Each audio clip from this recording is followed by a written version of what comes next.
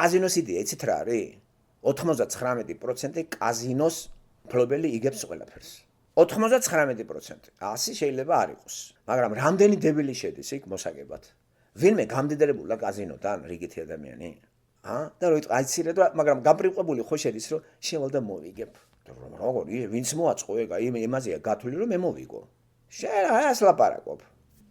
ასევე არჩევნებს რო აწყობს ვიღაცა. აი და როგორ გავიგოთ ვინ მოაწყო ახლა ეს არჩევნები. ეს ძალიან ძლიერი გასაგებია. აი ვინც აწყობს, ყველა ვარიანტში ის მოიგებს. ვინც აწყობს ეს თუ ვინ არის მაგისა ლობისტები, თქვა მარტო საქართველოს ხო არ აწყობს მაგას. ლობისტებიც ხოყავთ, კურატორებიც ხოყავთ, დამხმარებიც ხოყავთ.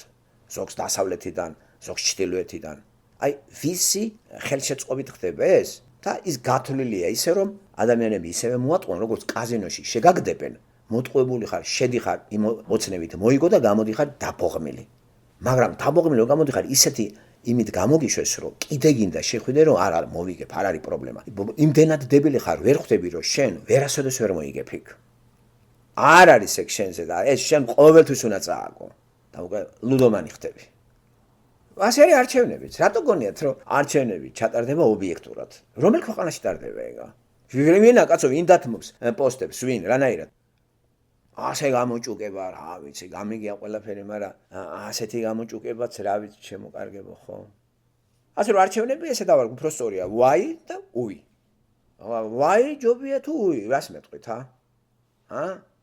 ვაის გაიყარე, უი შეეყარე. ამ ვაი და უის მაშინ არა ხართ ბოლო რამდენი წელია უკვე.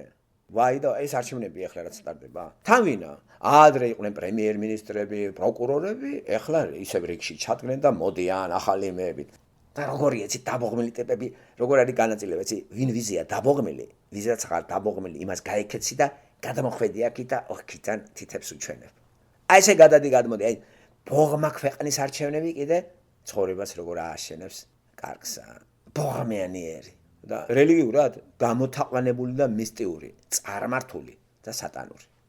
ხო, ნაკურთხი ქვეყანა ხო? იცით რა არის უცნაური?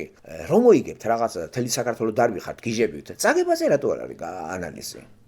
მან რატო ხართ ჩუმად? რა არის, რატო რა ვინ არის დამნაშავე? რატო წავაგეთ? რა არის? რატო გონია რომ მოიგებთ? რო არ მოიგე? ნაკურთხ სტადიონზე ვერ იგებთ, კაცო? რაშია საქმე? და რა სიმბოლოა იცი? უკურთხებელ სტადიონზე მოიგეს ალბანეთში, უკურთხებულ ქვეყანაში ფულებს აკეთებთ. ნაკურთხ ქვეყანაში გატიტულებულები დარვიხართ, სპორტული მიღწევები არ არის, ხო, ნაკურთხში და იქით, ხო, აყროლებულ დამპალდასავლეთში, სადაც კურთხევა არ არის, ფულს იქ შოულობთ. თამაშაც იქ იგებთ, ჩემპიონები იქ ხდებით. ბიჭო, რაღაცა ტვინი გავანძრიოთ რა. არა, მატოს ვარამეს ანძრებ და მოდი თავი გავანძრიოთ, არჯვებია.